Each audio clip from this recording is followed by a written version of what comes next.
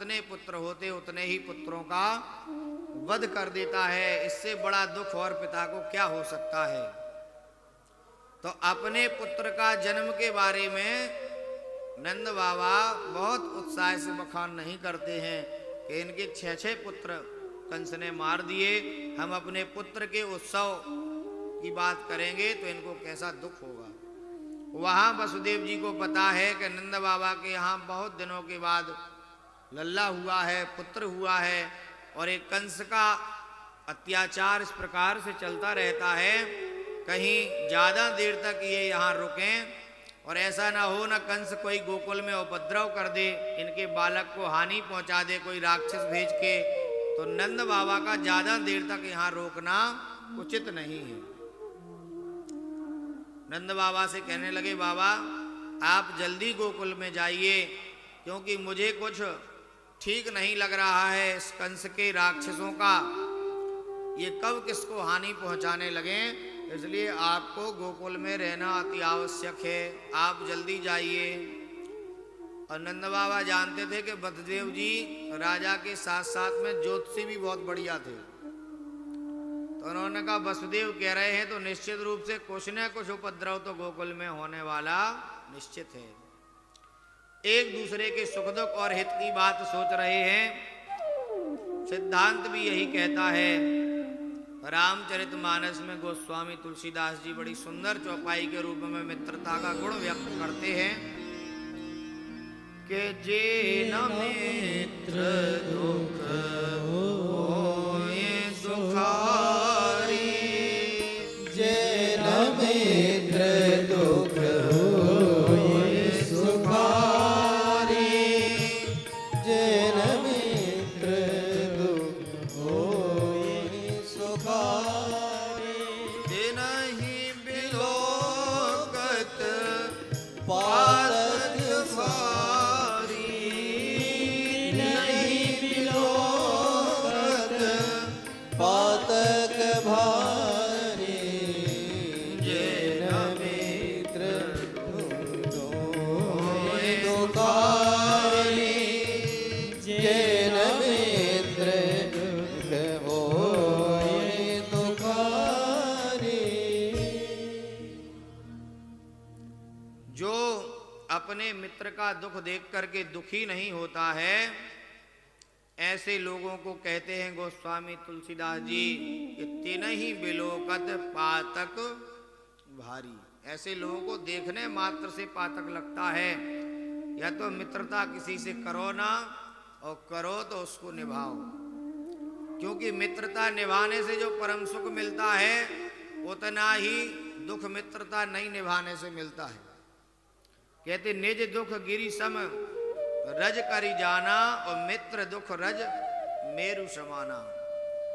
अपना दुख तो रज के समान मानना चाहिए और मित्र का दुख पहाड़ के समान मानना चाहिए, वही मित्र सही मित्र होता है।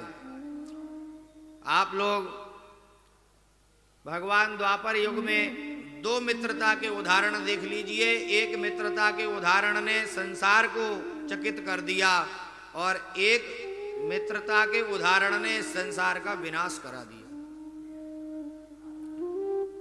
सुदामा जी और कृष्ण भगवान की मित्रता सारे जगत में प्रसिद्ध है। एक साधारणतः ब्राह्मण केवल नियम सिद्धांत का पालन करते, भगवान का नाम स्मरण करते और अपने सिद्धांत पे जीवन पर्यंत अड़िग रहे। चाहे भोजन भी दिन का नहीं मिला, जल पी करके सो गए, परंतु अपना ब्राह्मण का धर्म को नहीं त्यागा। 5 घर से ज्यादा कभी सुदामा जी ने मांगा ही नहीं, चाहे मिला हो चाहे न मिला हो। ब्राह्मण के सिद्धांत का पालन किया। अंत तो गत्वा परिणाम क्या मिला कि भगवान स्वयं कृष्ण मिल गए, और जो नहीं मांगा सुदामा जी ने वह सारा सब कुछ भगवान ने सुदामा जी को प्रदान किया। और भगवान ने स्वयं अपने स्त्री अंग से सुदामा जी का आलिंगन किया, अपने अश्रुओं से सुदामा जी के चरण पखारे। ऐसा स्नेह सुदामा जी को प्राप्त हुआ। यह मित्रता सारे जगत के लिए प्रेरणा है। और एक मित्रता द्रोणाचार्य और द्रुपद के बीच में होती है। वो भी गुरुकुल की ही मित्रता थी।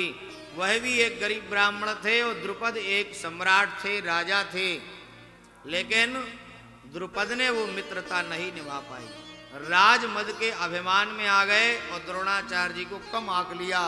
उन्होंने केवल एक गाय और छोटा सा स्थान, एक गांव मांगा था द्रुपद से कि हमारे भरण पोषण के लिए आप हमारे मित्र लगते हो। इस समय हम बड़े कष्ट में हैं और हम आपके काम आ सकते हैं, आप हमें इतना ही दे दीजिए। लेकिन द्रुपद ने अस्वीकार कर दिया और कह दिया, आप कहाँ भिखमंगे ब्राह्मण हो और मैं एक सम्राट राजा हूं, हमारे आपके बीच में कहाँ मित्रता संभव हो सकती है। जब ऐसे मद आ गया मित्रता के बीच में, उसका परिणाम क्या हुआ कि द्रोणाचार्य जी हस्तिनापुर में पहुंचे और हस्तिनापुर में उनके विद्या और बल का सम्मान किया गया। राजपुत्रों की शिक्षा देने के लिए नियुक्त कर दिया। हस्तिनापुर जैसा सशक्तिशाली राज्य को जब द्रोणाचार्य जी को वहां पर आचार्यत्व मिला तो उन्होंने उनके शिष्यों को ऐसा योग्य बनाया।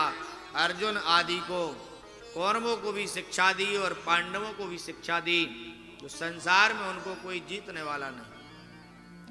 और अपने शिष्यों से ही द्रुपद को युद्ध में हराकर अपने चरणों में लेकर उसका सारा राज्य जीतने के लिए गुरुदक्षिणा में मांग लिया।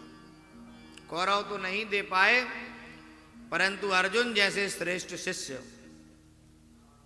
जिनने जाकर के अपनी गुरु आज्ञा से द्रुपद को बांध करके और लाके द्रोणाचार्य जी के चरणों में समर्पित कर दिया, सारे राज्य को जीत लिया। और फिर वहीं का जो विरोध था, द्रुपद ने भी यज्ञ किया और द्रौपदी और धृष्टद्युम्न को यज्ञ कुंड से उत्पन्न किया।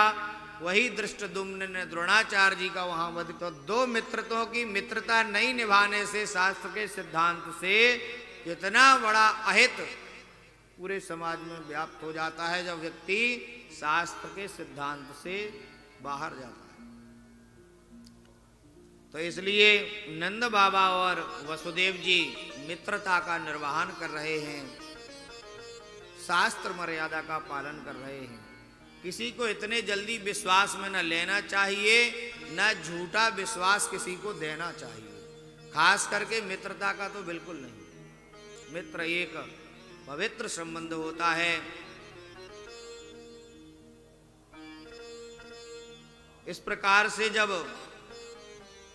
वसुदेव जी ने नंद बाबा को कहा तो नंद बाबा जल्दी से गोप ग्वालों के साथ में लेकर के और गोकुल के लिए आ गए और गोकुल के लिए